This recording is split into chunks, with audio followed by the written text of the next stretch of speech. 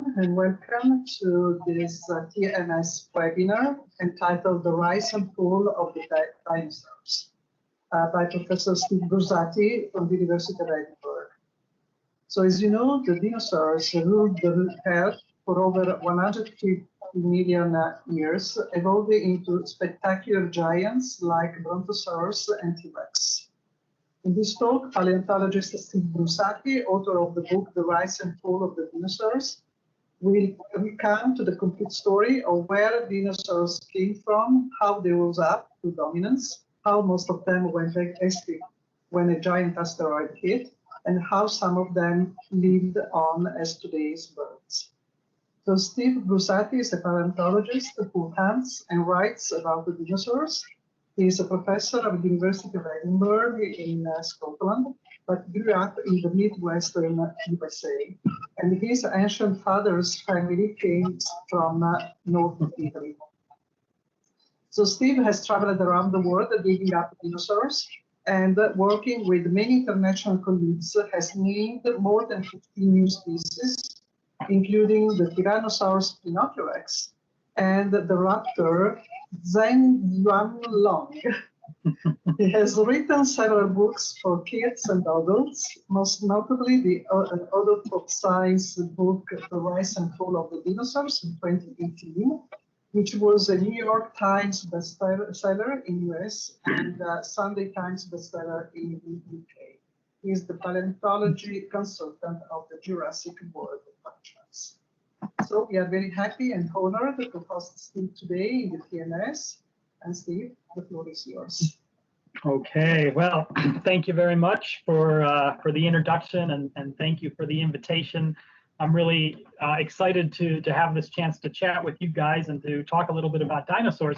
So I know our time is fairly tight, and we want to get through the talk bit in a half an hour or so. So I'm just going to jump right into it. I'm just going to start sharing my screen here. All right. And so I'm going to bring the slideshow up. Hopefully you're all seeing this. So I'm going to talk about dinosaurs today, and that's what I do. I'm one of those lucky people who gets to study dinosaurs and dig up dinosaurs for my job, which is an amazing thing. And I do this here in Edinburgh in Scotland, in the very beautiful capital city of Scotland, very far from where I grew up, but an amazing place for paleontology and for fossils and for geology in general here in Scotland. We're a very old university. The science of geology, we claim to have started it right here. So I'm very lucky to have ended up, of all places, here in Edinburgh. We have a very active, dynamic, diverse, and growing paleontology group of students and postdocs and faculty here at the university. A few years ago, I wrote this book, The Rise and Fall of the Dinosaurs, and I was very, very, very happy when it was translated into Italian. I was so pleased. And I hope the translation's good. In fact, I know it's pretty good because I came to Italy once and I did some talks about the book, and I got to know the publisher and everything. So I'm just so happy the book is out in Italian, and there's the nice Italian cover there for you. What I want to do here in this talk, in the short amount of time we have, is I want to give you this run through of the history of dinosaurs. I want to tell you the story of the dinosaurs, where the dinosaurs came from, how the dinosaurs rose up and became dominant and grew to huge sizes, and then how most of them went extinct. And this is a story that it takes place over well more than 150 million years. I want to give you the basic outline of it in 30 minutes or so. So let's jump right into it. We'll start at the beginning, and we'll start about 250 million years ago when the world looked like this. Very different world than today. This was the time of the supercontinent Pangaea, where there was one landmass that stretched from the North Pole to the South Pole. And this was not an easy place to live. It was a very hot world. There were no ice caps at the poles, as you can see there. There were big deserts across much of the supercontinent. But although it was a challenging place to live, there were many types of plants and animals that were well adapted to that world, including many early relatives of mammals, which were at the top of the food chain at that time. But then, about 250 million years ago, these giant volcanoes began to erupt in what is now Siberia in Russia, and they erupted for millions of years. And they sent lava all over the land. The amount of lava would have covered all of Western Europe, actually even more of the land area than that. So a lot of the Earth was covered in lava, but in fact, the real problem with those volcanoes was the greenhouse gases, the carbon dioxide and the methane that came up from the deep Earth with the lava. And those gases went into the atmosphere and they caused global warming. And that global warming, which was very sudden, it led to an extinction, a mass extinction, where about 95% of all species died out. This was the worst extinction that had ever happened in the entire history of the Earth. But some things did survive. And when I was a student, I became very interested in this extinction. I wanted to know what lived and what died and how quickly the world recovered. So I spent a lot of time in Poland looking for fossils. And now maybe Poland is not the type of place you think of when you think of dinosaurs and you think of dinosaur digs and finding fossils. It doesn't really fit that image that we see a lot of times on TV of people going out into the desert and brushing sand off of bones. But there are great fossils in Poland. There are great fossils all over the world. And in Poland, the fossils are largely found in these quarries where they are mining clay to make bricks. And the clay is layer after layer after layer of rock. Those rocks have fossils in them, and those rocks span the time from that extinction, across the extinction into the interval of time after the extinction, which is called the Triassic period. And you can read these layers of rocks like pages in a book. You can see how things change over time. Now, the types of fossils that are very common in Poland are not skeletons or bones or teeth, although there are some of those. The much more common fossils are the marks that animals left behind, the handprints and the footprints and other trace fossils. And in rocks that are just after the extinction, within 1 million years of that terrible extinction, we start to see these kind of trace fossils. We have a handprint and we have a footprint. And these are tiny, just a few centimeters long, about the size of the paw prints that a house cat would make. And they were made by an animal that looked like this, a small animal. I could hold one. It would be something like this big, you know, I could hold it in my arms. Small animal, kind of funny looking, long arms, long legs, skinny little body. And you might not guess it by looking at it, but this is the ancestor of the dinosaurs. This is where dinosaurs came from. I know it looks nothing like T-Rex, nothing like Brontosaurus, but everything has to start somewhere. And this is the humble, simple start of the dinosaurs. Now, during the Triassic period, the dinosaurs started small. They were not huge yet. They were not dominant animals yet. That took some time to happen. And we've done a lot of field work in Portugal that has helped figure out how the dinosaurs took over the world. Now, we have Triassic rocks in Portugal, and we find lots and lots and lots of fossils, but we don't find tons and tons of dinosaurs. Instead, there's not really any dinosaurs at all. Maybe there's a few, we don't really know for sure, but they're not common. They're not really important. Instead, we find hundreds of skeletons of these enormous salamanders the size of small cars. And these were the types of animals that were at the top of the food chain in the Triassic period, in the rivers, in the lakes, near the water. So if you were one of those small early dinosaurs, you would want to stay away from the water because these things were there waiting for you to eat you. And it wasn't any better on dry land because dry land in the Triassic period, this was the age of the crocodiles.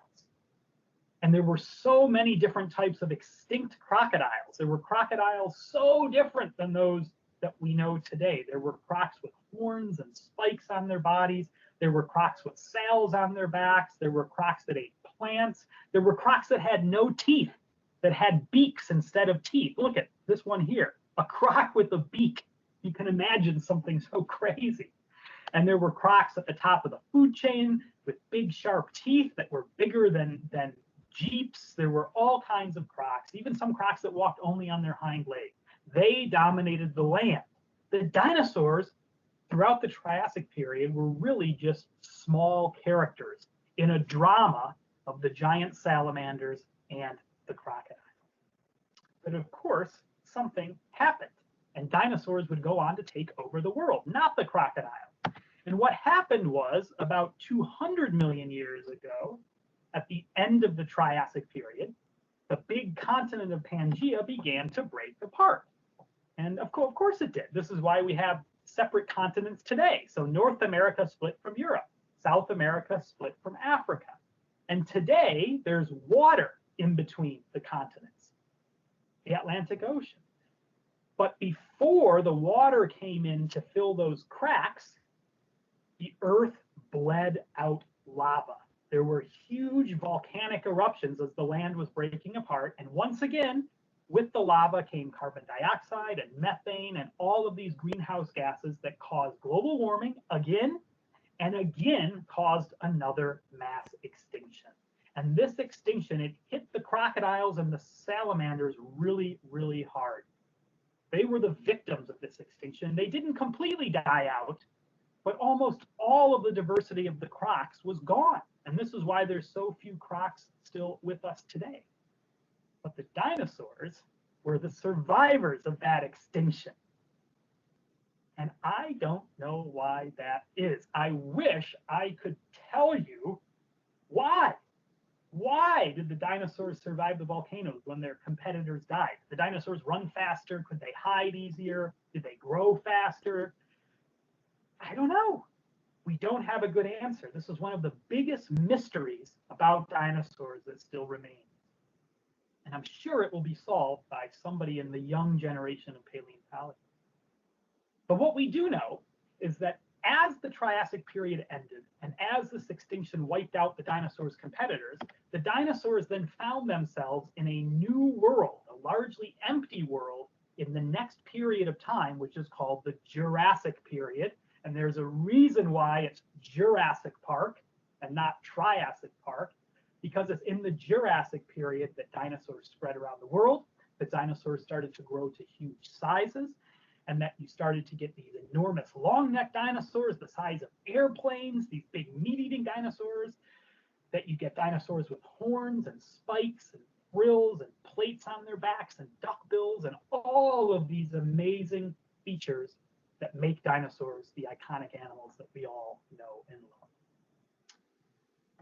Now, we are finding more dinosaurs than ever before. This is the golden age of paleontology. At least before COVID shut down a lot of field work around the world, people were finding a new species of dinosaur on average once every single week. So that meant there was about 50 new species of dinosaurs, completely new species found every single year. And this is because the field of paleontology is growing. It's diversifying. It's not just a small field with a few people in the richest universities in the US and Great Britain and Canada anymore. It's people around the world.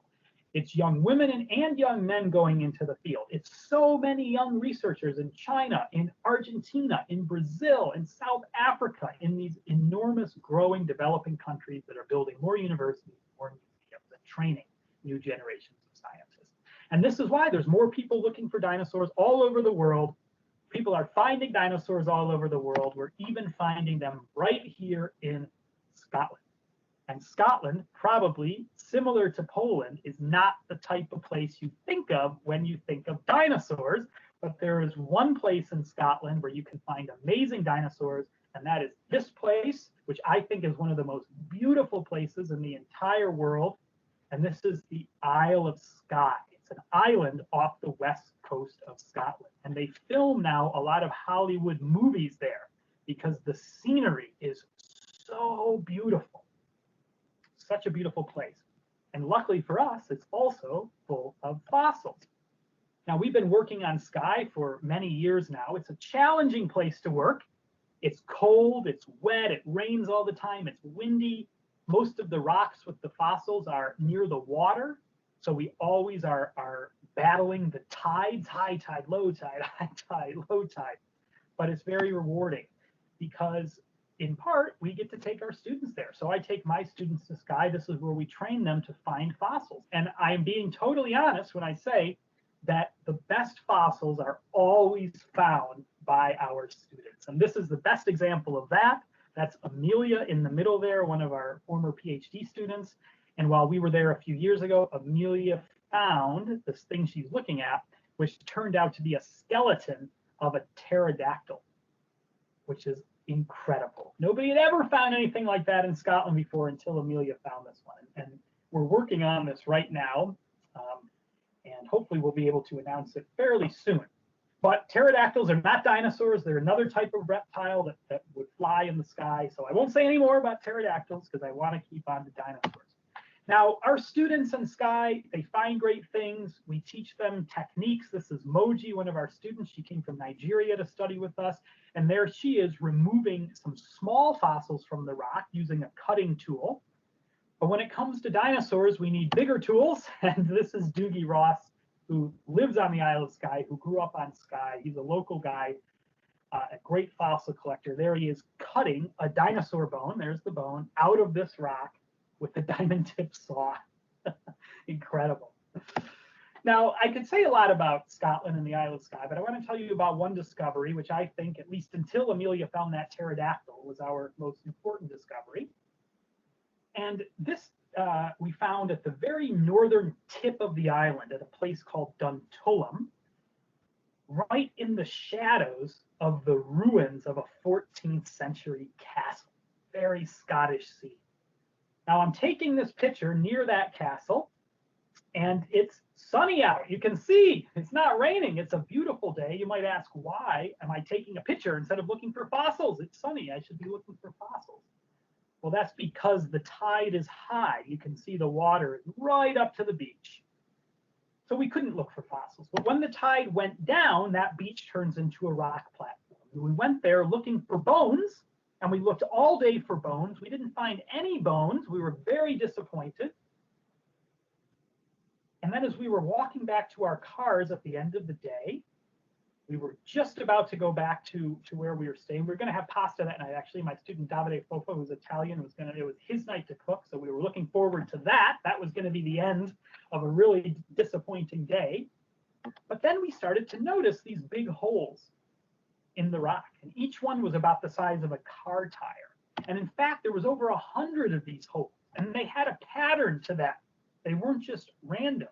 There was a left, right, zigzagging pattern.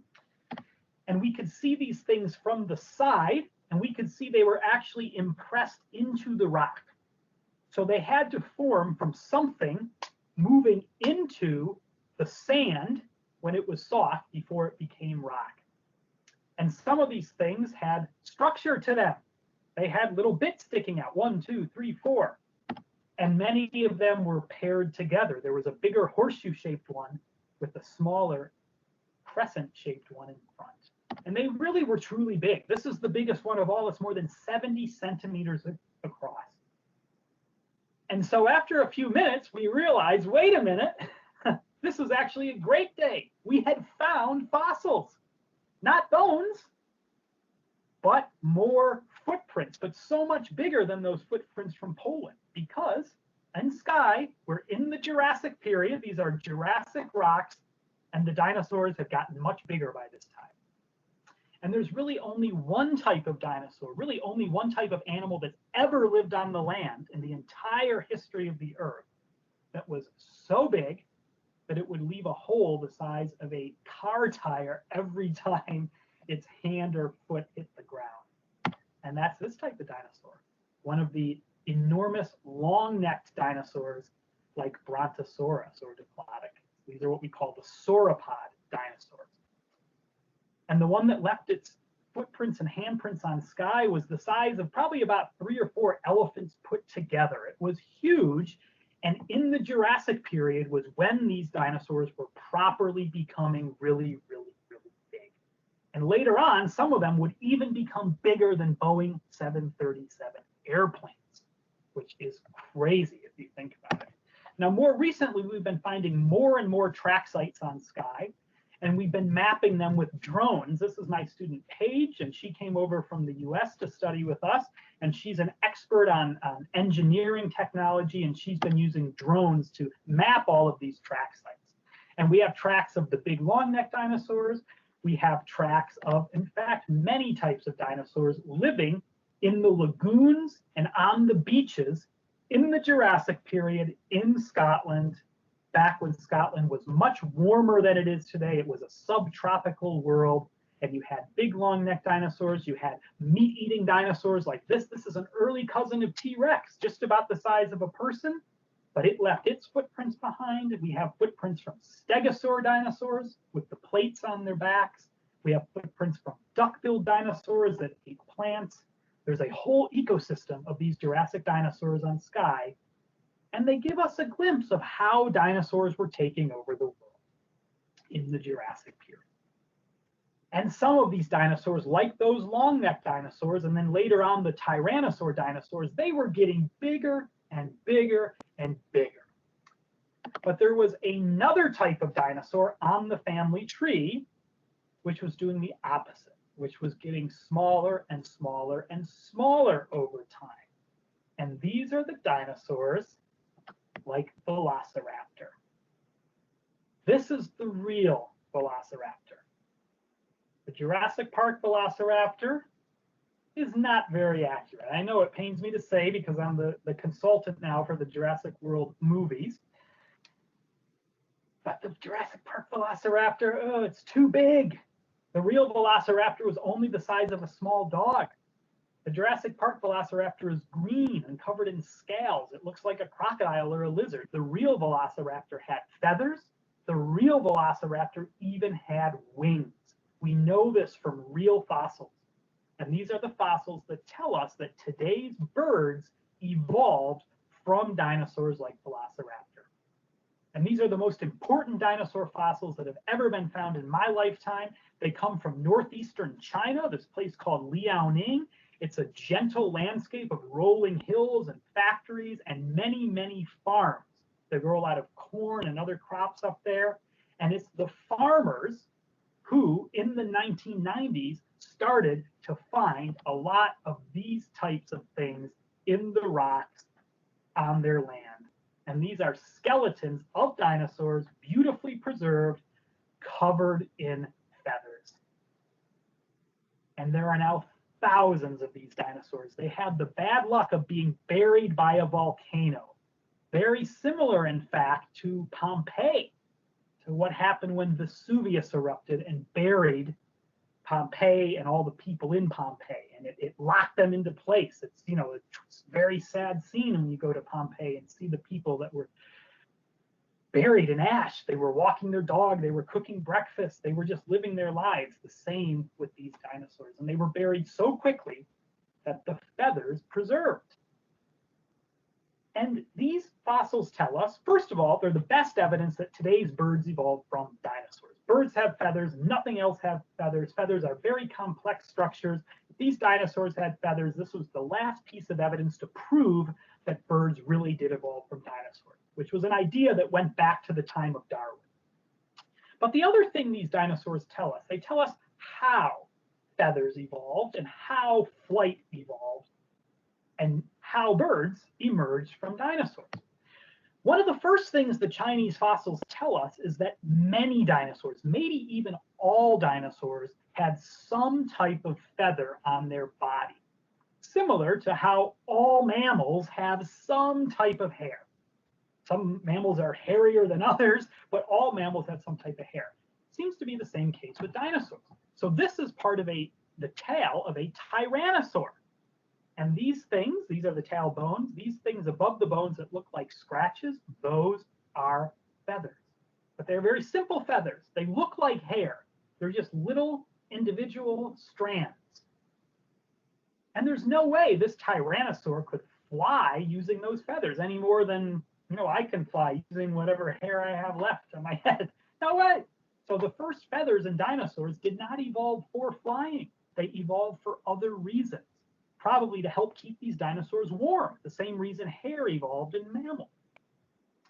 And that's how most dinosaurs kept it. Most dinosaurs had simple feathers, maybe just on small parts of their body. But one group of dinosaurs, those raptor dinosaurs, they started to change their feathers. As their bodies got smaller and smaller over time, the feathers became very densely packed all over their bodies. And then on the arms, the feathers started to line up. They started to get longer, and they started to branch out. So there wasn't just single strands anymore, but branching strands that got flat and turned into that classic quill pen, quill feather shape that we know from the wings of birds today. This here is a fossil wing. You can see these are the individual feathers lining up on the arm, going onto the hand. The size, the shape, the position of the feathers, almost identical to the wings of birds today. But this is not a bird. This is a raptor dinosaur, a close cousin of Velociraptor. It is this dinosaur, this new species, and you pronounced it beautifully, I have to say. This is Zhenwanlong, the new raptor dinosaur. And we described this a few years ago. It is a gorgeous fossil, maybe the prettiest, most beautiful fossil I've ever worked on. All the bones are there in this rich chocolate brown color. And then you have feathers all over the body, feathers on the tail, feathers on the back and the belly, and then the wings. This is that wing from the previous picture. There's the entire wing. There's the other wing. In life, this dinosaur would have looked something like this. And I think if you saw it alive, you would just think it's a bird, a weird bird, a pretty big bird, a bird with big claws, kind of funny looking, but I don't think you'd think it any stranger than an ostrich or an emu or a turkey. But we don't call it a bird because it couldn't fly.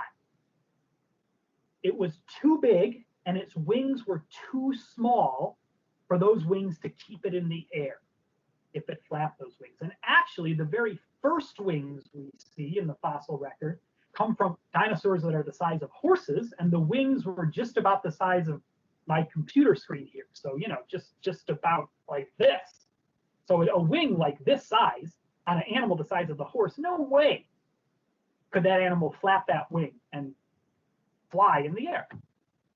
So even the first wings, it looks like, probably evolved for other reasons. And we think probably as display structures, essentially as advertising billboards that were sticking out of the arms of these dinosaurs that they used to attract mates and intimidate rivals. And you can imagine, though, evolution, doing what it always does through natural selection, evolution could take a dinosaur like this and make it just a bit smaller, make its wings just a bit bigger. So you had an animal that all of a sudden had wings that were big enough that if it moved those wings around, those wings could provide some lift, they could provide some thrust, and they could keep that dinosaur in the air. And it's at that point that we say birds evolved, proper, true birds that could flap their wings, keep themselves in the air, and fly. And Archaeopteryx is the oldest example of a true bird from the fossil record. It comes from the Jurassic period. So it was diversifying, birds were diversifying right when dinosaurs were getting bigger and bigger, and right when those dinosaurs were waiting in those lagoons on the Isle of Skye. Now, it's a weird idea for some people I know, this idea that birds are dinosaurs. And sometimes people still try to argue with me. They'll say, no, birds are not dinosaurs. Okay, they evolved from dinosaurs, but they look nothing like a T-Rex or a Brontosaurus, so we should call them something else. We should not call them dinosaurs. And I always say, hey, look at something like this. This is a bat. Obviously, this is a bat. A bat is a mammal. Of course, a bat is a mammal. Nobody would argue otherwise. It has hair. It feeds its young with milk. It has the same kind of teeth and ear bones that all mammals have. A bat just happens to be a strange type of mammal that got small and evolved wings and developed the ability to fly. And birds are the dinosaur equivalent of that. They're a strange type of dinosaur that got small, evolved wings, and developed the ability to fly. And they just so happen to be the only dinosaurs that are still around today. So there are over 10,000 species of dinosaurs still with us, more than double the number of mammal species around today. And some are majestic, like the bald eagle. Some are absolutely not majestic in any way. Some, like this seagull here, are pests, and they're annoying, and we don't like them. But next time you're at the beach or anywhere where there might be a seagull and you see one of these things come down and try to steal your chips or steal your ice cream, think about that for a second. Watch that gull, and I think in that moment you can see the intelligence, the nastiness, the feistiness. You can see and sense the inner Velociraptor in a seagull. And that's actually a real thing, because Velociraptor is one of the closest ancestors and relatives to birds. Birds did evolve from an animal like Velociraptor.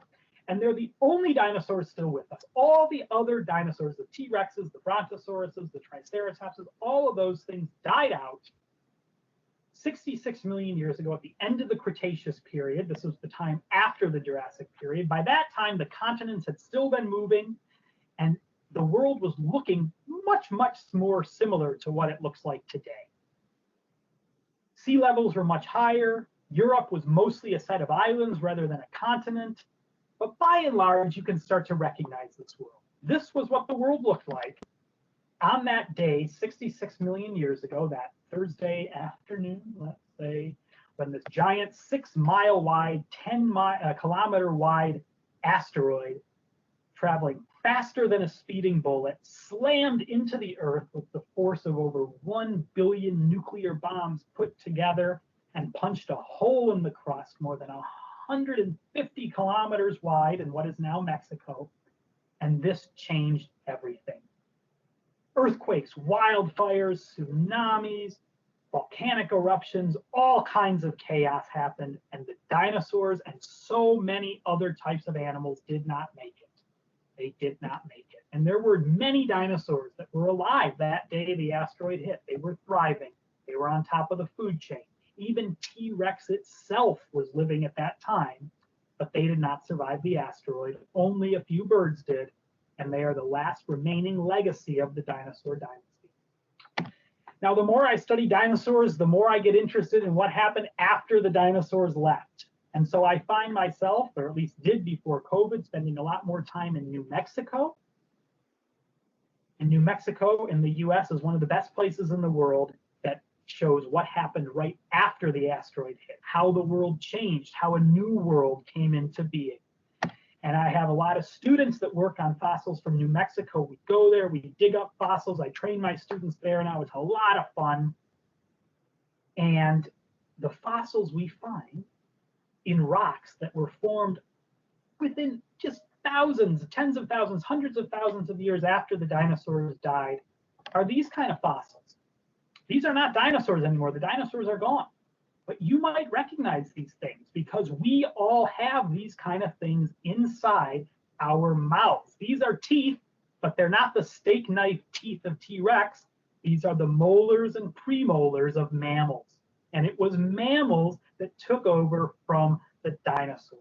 The asteroid cleared away the dinosaurs. Many mammals also died, but some mammals survived. Those mammals included our ancestors. And within a few million years of the asteroid, New Mexico was teeming with these kind of animals. Small, kind of funny looking, long arms and legs, about the size of a house cat, but they could grip the branches with their flexible hands and opposable thumbs. And these are the primates. These are our ancestors, and they only got their opportunity because that asteroid killed the dinosaurs. And that goes to show how all of this is connected. Our story is linked to the dinosaur story in one grand narrative history of life. So thank you very much for your attention, everybody. Really appreciate it. And very much looking forward to the conversation and the chat and the questions. So cheers. grazie mille, and I look forward to hearing what you have to say. Thank you, Steve. Your enthusiasm is really contagious, I think. Oh, thanks. Better than a contagious virus, so. Yes, unfortunately. I would say that you are paid to have fun at the end. Yeah. So, yeah, and this is what everybody should do, be paid for having fun. I'm very lucky. I know that, you know, incredibly lucky, incredibly fortunate, you know, to have this kind of job and to train students to do this too. I think, you know, probably so many of us on this call are doing things, studying things, researching things that we love and we're interested in. And I think we're all fortunate, but those of us that can dig up dinosaurs for our job is pretty cool. So thank you. We have some questions. I can read the questions in the Cisco. Maybe if Marco can help me with the teams. So we have a question from Michaela who say, being really inexperienced in this area, I have a curiosity. How do footprints become fossils before they disappear from the ground? Yeah, that's a really good question. And, you know, because if you think about it, like if we're walking on a beach and we make footprints in the sand, usually a wave will come and just wash those away. And that's what's going to happen to like 99.99999% of any footprint that's ever made. But maybe you've also seen sometimes maybe like in a farmer's field where cows have made some footprints in the mud and the mud has dried up. And so those footprints are kind of hard. Well, if you can then imagine something covering those tracks, maybe some sand washes over or wind blows some sand or some other mud, that's how you can get tracks preserved. And if that stuff then turns into rock and is hardened over time, that's how you can get the tracks preserving for millions of years. The odds are very, very small, but like so many things, the Earth is so old that over many hundreds of millions of years, you're always going to have some cases where that perfect kind of preservation happens. Okay, we have another question. I think it's from Marco. Marco, do you want to say it? Or I want you to read. Okay, I can say it if you want. Okay, yeah. First of all, thank you very much because it was a very interesting and well presented talk. I was saying that I'm a bit biased because I'm a bone biologist, but I'm interested about in dinosaur bones. What did they look like at the microscopic level? Was their structure similar to larger mammals? What were the cells that lived in them like? You know, do we have any information about this? Yeah, that's a really good question. And yes, people study this. There's a whole area of paleontology that involves bone histology, that involves making thin sections of bones and looking at those thin sections under microscopes and looking at the texture of the bone. That can give insight into growth, like how fast the dinosaur was growing. And also bones, most dinosaur bones have growth lines in them, just like a tree trunk. So you can tell the age of the dinosaur when it died. And that can really give insight into, you know, how old the dinosaurs get. This is why we know, for instance, that T-Rex wouldn't have lived past 30 years old. As big as it was, I mean, it didn't take long for it to grow to that size, and it was long dead by the time it was my age. You know, so that's how we know those kind of things. The internal structure of dinosaur bone generally is quite similar to the bone of mammals. It's the same basic tissues. And, you know, there's osteocyte lacunae, the little holes where the osteocytes would be, that sort of thing. Some dinosaurs had very hollowed out bones, just like many birds do today. And, you know, there's a whole lot more to learn about this. And there's so many researchers now that are studying the microstructure of dinosaur bone. Yeah, you answered also to my question about the avian bones that are a bit different from the mammalian bones. So you answered that there was some similar structure. So we have Luca, who thanks you for the wonderful presentation. He has a question to say, maybe I missed it, but how did you manage to discover that the asteroid landed exactly in Mexico? Yes, this is like forensic science, like detectives at a crime scene. So the first evidence of any type that there was an asteroid that hit the Earth was not the actual crater. The crater was found later.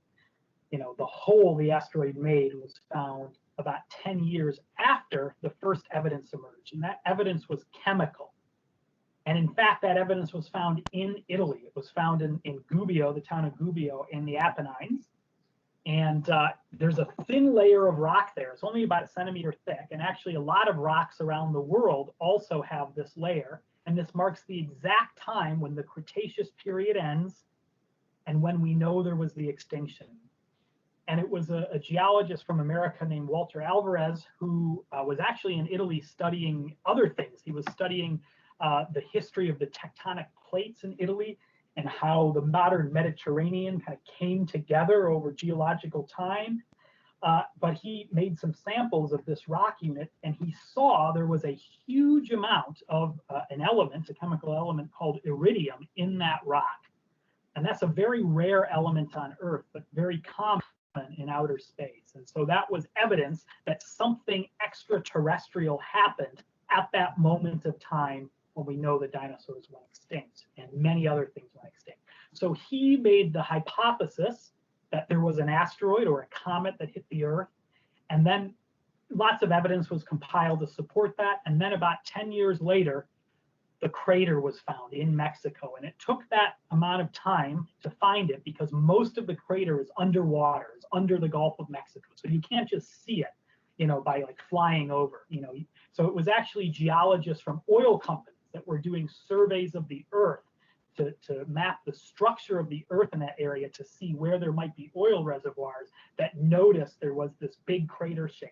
And then they studied it and they're able to date it using the techniques that we use to date rocks from radioisotopic decay, that saw that crater was formed exactly 66 million years ago, right when that iridium layer is in the rocks, right when dinosaurs went extinct. Okay, thank you. So we have a question from Giovanni. Is there any study about correlation of history of Earth gravity and size of dinosaurs? I'm glad you asked that question. Yeah, that's a really good question. And people used to think that one of the reasons that some dinosaurs got so big was because gravity was maybe weaker during the time of the dinosaurs than today. And it turns out that that's not the case, that gravity has basically been the same. I mean, there might be minuscule differences, but nothing that's that dramatic. Now, I don't know how gravity may have changed over like the entire history of the Earth. I'm not really sure. I know very little about astrophysics and that sort of thing. So it's a good question. Maybe, the dinosaurs were, the Earth is 4.5 billion years old. So although the dinosaurs are old, they're still pretty close in time to us. And gravity seems to be pretty similar. But maybe if we went back 3 billion years or something, gravity, maybe it would be different, especially as the mass of the Earth has changed over time. So I don't know the answer there, but I think that would be something really interesting to look at. Okay, so Loredana asked, can dinosaurs extinction studies help us understand or interpret the signals for other mass extinctions? Yes, definitely. So the Cretaceous extinction, when the dinosaurs died, that's the most recent mass extinction in the history of the Earth. There have been 5 big mass extinctions, including the one at the end of the Permian that I started our story with those volcanoes in Siberia, and then the one at the end of the Triassic when Pangaea split apart, and then the Cretaceous. And there were 2 earlier ones. Maybe right now we're in a 6th extinction. Maybe you've heard this term. There's a very famous book called The 6th Extinction that Elizabeth Kolbert wrote. It won the Pulitzer Prize. A great piece of science writing. And we see that term used a lot, the 6th extinction, because a lot of species are dying now, mostly because of us, because of the impact we have on the Earth, because of overpopulation and pollution and clearing forests and so on. So where dinosaurs and other fossils come in really useful is helping to understand extinctions today. You know, our extinctions today happening faster than in the past. And yes, it does look like they are. I mean, we've just started really as humans killing things. So, you know, but the rate of killing things is really fast. So that's one thing automatically that looking at dinosaurs and other fossils tell us. It gives us a baseline for saying, yes, what's happening now today is not normal. Many more species are dying much quicker than before. And then there's just lots more we can do with dinosaurs or with other fossils to study how ecosystems, how organisms change over time as climates change, as temperatures change, as global warming happens, as sea levels rise and fall. You know, we can model these things, we can predict these things for our world today, but the fossil record shows us what actually happened in real life millions of years ago when the temperature went up, when the sea levels went up. And so that's one place where dinosaurs are very useful. And just the one thing I'll say about that is, you know, global warming's happened now. It's happened before. It's happened many times before. We saw in this talk at the end of the Permian, at the end of the Triassic, where it caused those big extinctions. Not every global warming causes extinctions, but those two did, because at the end of the Permian and end of the Triassic, the global warming was really fast. It took place over kind of tens to hundreds of thousands of years. What we're doing now is even faster. And so in that sense, the mass extinctions in the fossil record give us a baseline to say the changes in climate happening today are much faster than changes in the past that caused extinctions. So those are a couple of examples of where this line of thinking with fossils can be useful. Okay, so it seems, Steve, that you destroyed the imagination of Antonio about the Velociraptors, so he's a little bit disappointed about that.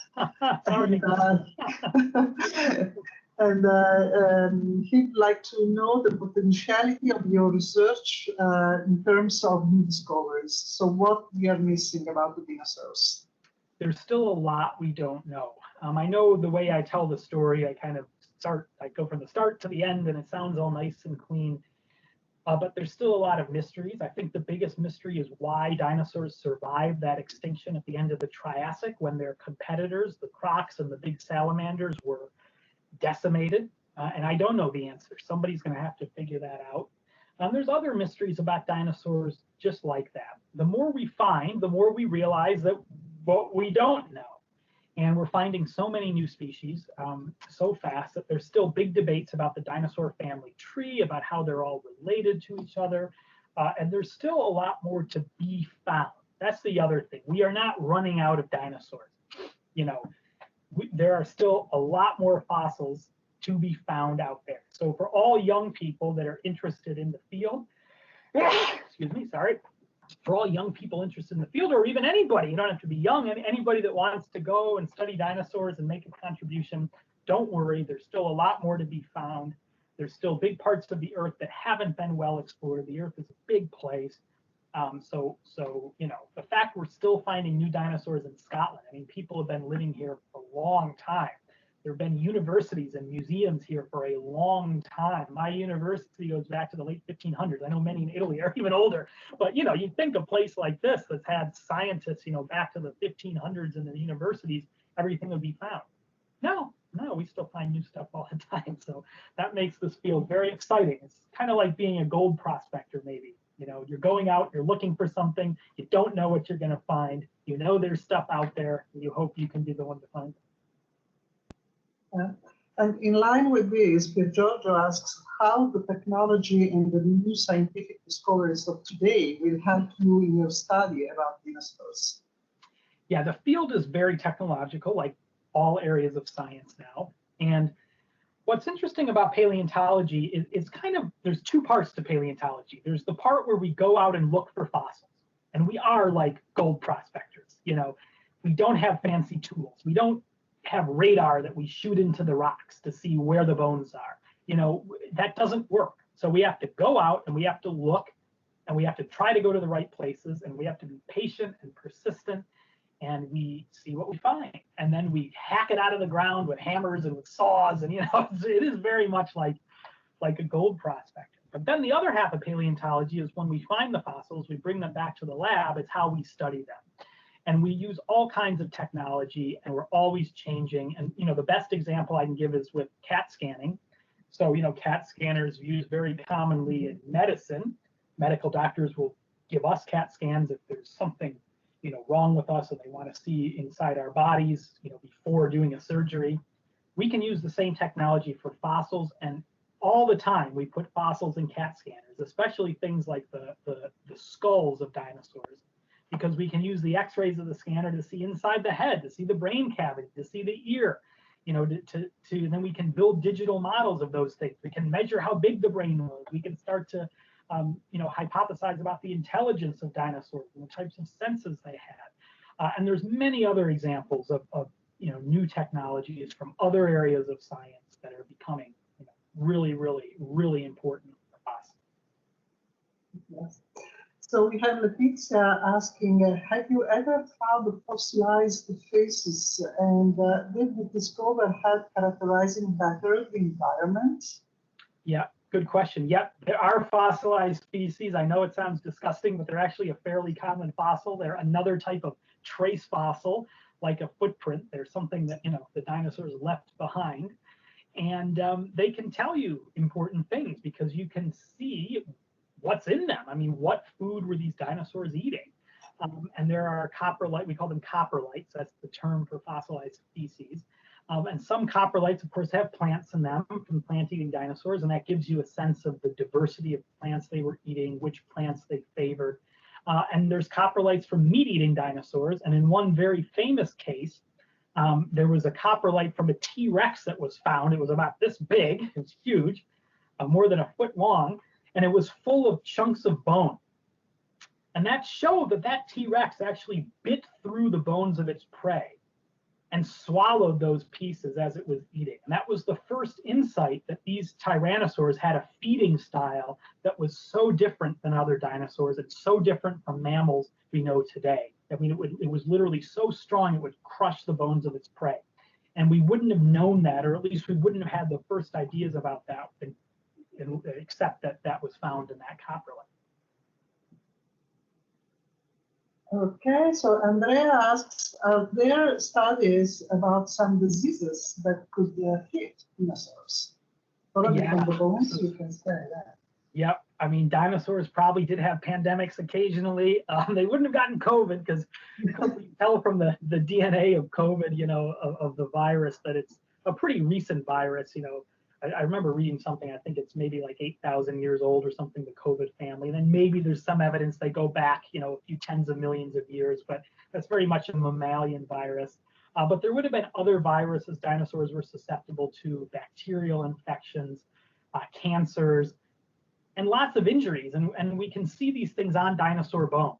So if any type of injury or sickness leaves a mark on the bones, we can potentially see it in fossils. And so there are dinosaur bones that have tumors on them, bone tumors. There's dinosaur bones that have the evidence of gout, that disease where you eat too much rich food. Amazing. On the bones, you can see that. There's dinosaur bones that have holes and other marks that are telltale signs of bacterial infections, including from similar bacteria and also viruses that birds get today. And then there's tons of injuries. I mean, there's so many dinosaurs with broken bones and so on that, some are healed up, some are not. And that gives you a sense of, did the dinosaur survive or did it not? Yeah, I have a question. One T-Rex and others evolved bipeds, so with on two legs. Sorry, I didn't quite catch that. So the T-Rex was biped, right? Yes. So he had, why they evolved this way? It should not be the size, because T-Rex and others were so different in size. So what was the reason? It's an unusual way of walking just on 2 feet. I mean, we do it, so it seems normal, but you think about it, it's very rare. And it was Aristotle, I think, or Plato, I can't remember, that defined humans as featherless bipeds, because really the only other bipeds are birds. Birds walk on their feet and they use their arms to fly. And birds are bipeds, though, because the dinosaur ancestors were bipeds. And that's really why T-Rex is a biped, because it evolved from other bipeds. Now, some dinosaurs did switch to walking on all fours, like the long-necked dinosaurs. They got so big, that's the only way they could walk. But T-Rex is interesting because it got pretty big, but it still only walked on 2 legs. And in fact, its arms got so small, the arms were doing very little. So it was really a giant head on 2 legs. And it worked. It must have worked, you know. Natural selection did its thing, and it worked. But maybe if evolution happened a little bit differently, there's always randomness in evolution. You know, maybe a T-Rex ancestor might have started walking on all fours if things, you know, just turned out a bit differently. You never know with evolution. Okay, so we have only 5 minutes left. I see Marco has a couple of questions. Please, short questions and short answers. Marco? Yeah, thank you. I just have a curiosity because you said a lot about finding places where to find fossils. How do you identify these places? Well, we have to do our homework. So we basically look at geological maps, and much of the world has been mapped because people want to know where to find oil, diamonds, gold, all that stuff. So we can consult geological maps and see what types of rocks are where and the ages of those rocks. And then it's really a matter of just going and looking and hoping for the best. Marco? Yeah, thank you. Yeah, maybe I can go with a more provocative one. If asteroid were to hit Earth today, which species would survive? Well, I think there's always a bit of randomness when it comes to a sudden mass extinction. You know, everything isn't necessarily logical. It's chaos, and some things can happen by bad luck or good luck. But in general, when the asteroid hit at the end of the Cretaceous, we can see that a lot of the survivors tended to be smaller. They could hide easier, they could grow fast, and they could eat a lot of different foods.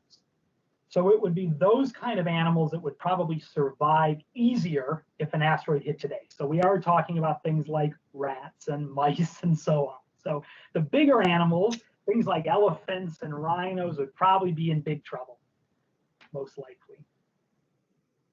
Okay, so we don't have more time for questions.